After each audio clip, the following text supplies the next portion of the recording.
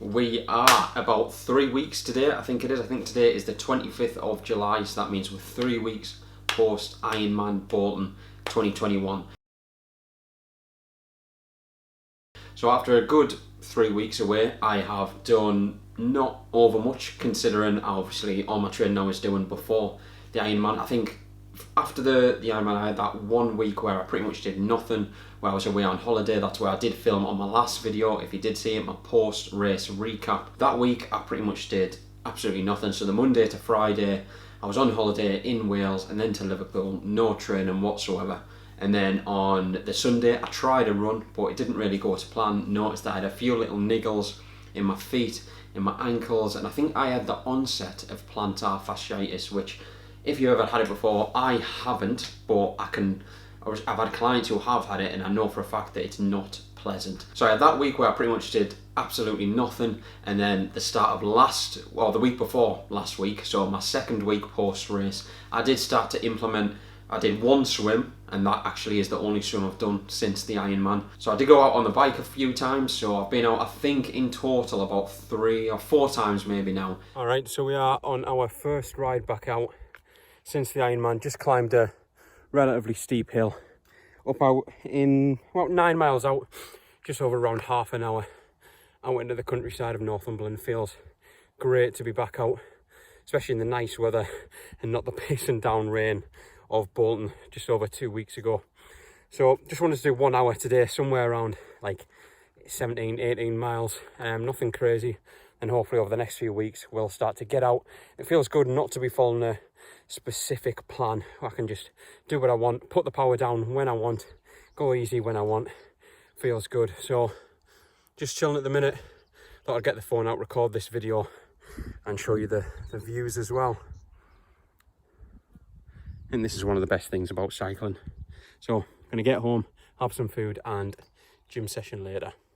All of them are just easy, steady rides, getting the legs spinning. It's pretty good to actually get out on the road and not have to worry about following a training program, you know, trying to hit a certain power output or a certain mileage, a certain time. And I think one of the things me and my mate Jimmy, who did the Ironman with me, was that every time we're out on those long cycles, we would have loved to just stop off at a coffee shop, you know, chill out for a bit, have a coffee, a bit of cake, all the good stuff. But because we were following the training program, we didn't want to be stopping or anything like that. We wanted to make sure that we're replicating race day as much as possible. So the last few weeks, it's pretty much just been enjoying the rides, not following a certain training program. A lot of them are around just over an hour, but I did do one Friday just gone, so 2 days ago, which was a 2-hour cycle, 2-hour ride. And from what I remember, it was quite warm. It was like 24-25 degrees, because if you do live in England, it has been quite warm the last few weeks. So to be honest, I actually like that. I wish the Ironman turned out to be that weather, sunny with no rain, but it wasn't to be. So over the last few weeks, I've done one swim. Right then, so that is second swim post Ironman. Ended up doing around 1.7k, nothing too crazy, nice and easy. Almost just want to get the feel of the water. Don't want to lose that feel which I've built up over the course of training for the Ironman. So to be honest, I'm probably only going to be looking at swimming maybe once every other week at the minute. And then when it gets into the new year, when I'm actually deciding on what event I'm going to sign up for, that's obviously when I'll increase my swimming again. But for now, it's probably going to be once a week, if not once every other week, just to keep things ticking over, and then we can really start getting serious again into next year. But for now, it's feeling good, obviously, compared to where I was last year, where I could barely swim at all. I've come a long way with swimming, so yeah, feels good. Let's get back home and watch a little bit more of the Olympics. So Tom Daly has just won the gold in the joint diving, which has been really good to see in terms of motivation to get myself down the pool. So job's a good one. I've done about 5 cycles now in the last 3 weeks, and I have just started implementing running again. As I said, I did have those few little niggles, but they are starting to subside a little bit. So I think last week I did 2 runs, I did one on Thursday, which was just a steady 5 miler, nice and easy, zone 2, and then today I did my longest run since the Ironman, which was 7 mile.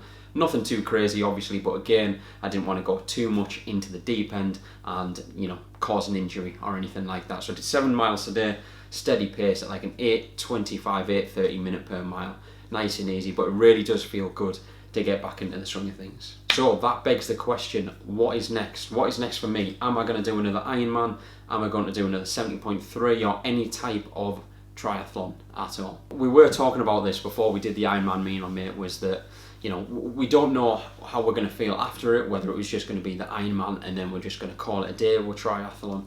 But I think, as you probably know watching this, once you've done one event, you can't really just do one. I mean, let alone we've spent so much money over the last year, because, you know, that Bolton Ironman was my first ever triathlon as well. So I had to buy all the gear, you know, the bike, everything which comes with the bike. I'm not going to list them all now.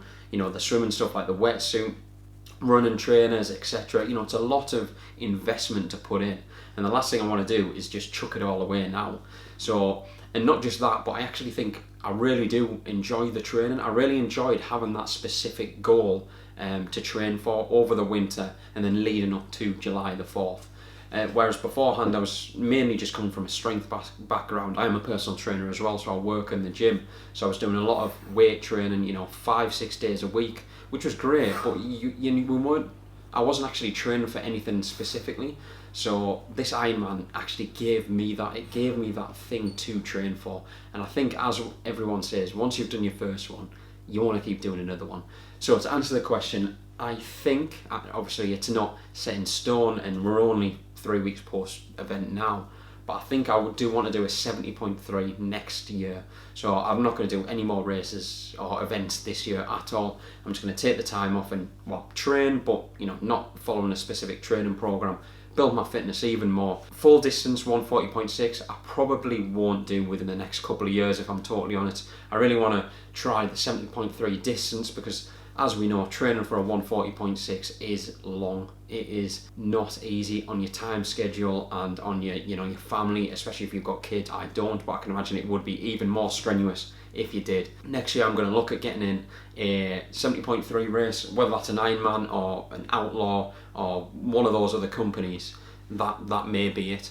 And it's one of those, a lot of people say once you've done your first Ironman, you'll start looking at your next upgrade for your bike, and I swore I wouldn't be that person. But if you've seen my posts in the Ironman Facebook groups, I have been looking at getting my first TT bike. So I did the Ironman on a road bike which I bought last year, and I'm saying it's a road bike. I didn't realise it's actually like a road gravel bike. I did change the tyres, which were I think like 35 mils thick, whereas the ones that I ended up upgrading to a Continental GP 5000 28 mil, which were a lot better. I did notice the difference with speed, but the bike itself isn't amazing, for especially if I want to improve my times and just be a better all-rounder and be faster on the bike. Because I did notice on the bike that people were, especially at certain points, where I probably, if I had a TT bike, could have really pushed on a little bit harder and really built up and made up some time, but obviously I wasn't able to do that.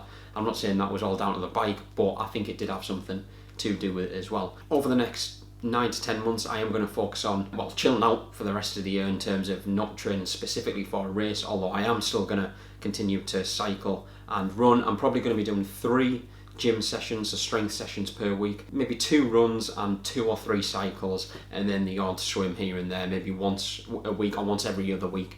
And then if I do decide to do a 70.3 next year, that's when in January, after New Year, that's when I'll get on a proper training program and then up my swimming and up everything pretty much, so it's a lot more structured, tailoring to the event I do decide to do. So that is what's next for me. Like I said, nothing set in stone, but I am looking to do something next year, because I really do enjoy that challenge and having something specifically to train for. And I am looking at potentially over the next few months upgrading a bike as well. I don't know whether I'm going to or not, or whether I'm just going to get some aero bars for the current bike I have. I'm not sure yet, but put any suggestions you have in the comments below, whether it's worth actually getting an entry-level TT bike, because that was one of the only things, as well as a lot of them, the entry levels, the Canyon Speed Maxes and the Cervelo P Series 105, which are below 3.5k. A lot of them are sold out at the minute. You can't get any of them in stock for my size. I am 5'11", so I think I was advised that the medium in the Canyon or the 56